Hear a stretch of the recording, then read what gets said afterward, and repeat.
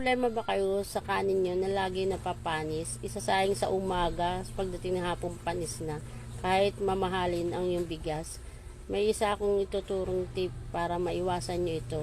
Nangyayari yan lalo sa tag-init, pati ulam, madaling mapanis. May iba pa naman mami na nagsasayang ng umaga hanggang hapunan na para makatipis sa gaas at saka sa oras syempre. Ganyan ang ginagawa ko.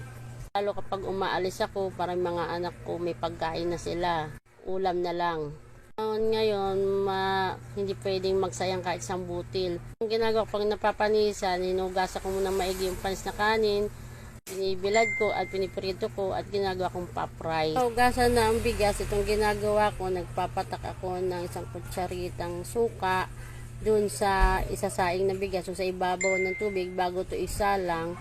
Ayan, tayo natin siya maluto. Ayan, pagkaluto na, hindi naman siya apektado sa bigas kasi masarap nga to at mabango. Kaya hindi malalasahan yung suka. Ayan, yung pamangkin ko kumain. Gusto nila ang lasa nito kasi masarap daw at mabango. Ayan, sigurado yan. Hanggang hapon yan, hapunan, hanggang kinabukasan.